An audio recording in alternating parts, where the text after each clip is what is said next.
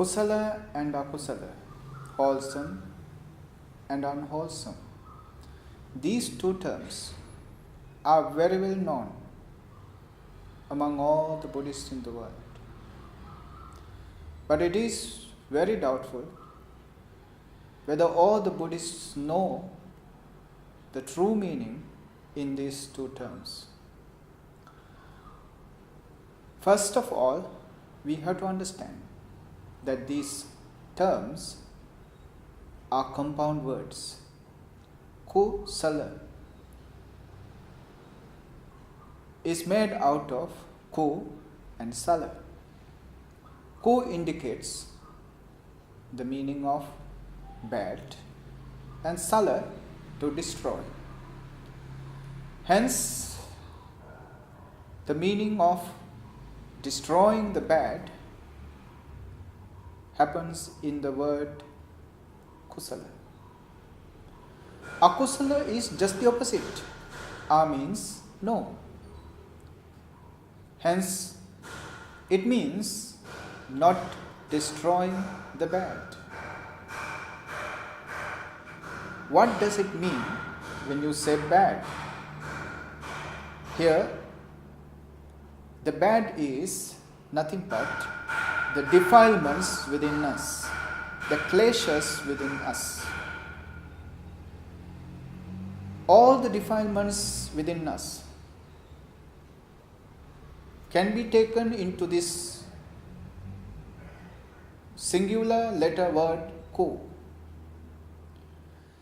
And these defilements can be put in the three categories of lobha, dosa, moha. All the defilements are connected with this. Lobha, greed, dosa, anger, and moha, delusion. Whatever activity happens by speech, by action, by your thinking, kāyika, vācasika, manasika, whatever actions, the effect of these actions is measured according to the background you have created when the action is happening. If the background is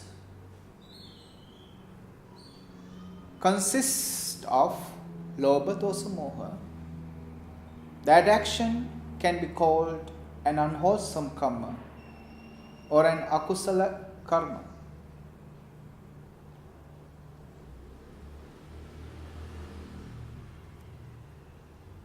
The opposite of unwholesome background is the wholesome background.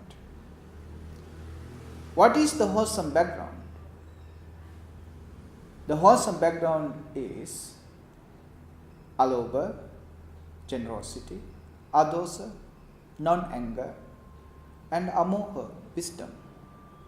If your action is colored by these non-greed, non-hatred, and non-delusion, alobha, dosa, amoha, the results come out of these actions, and the actions themselves are called kusala or wholesome. So the wholesome and unwholesome actions are defined according to the mental background you generate behind these actions.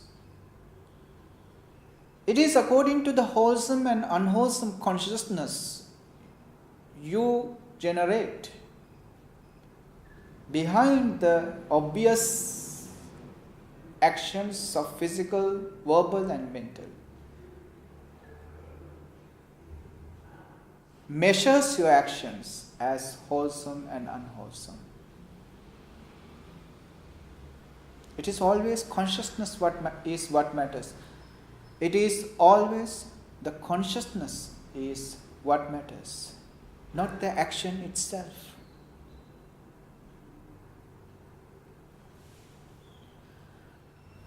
People may be doing something good, but still they have to be aware what kind of consciousness they are maintaining behind their doing something good.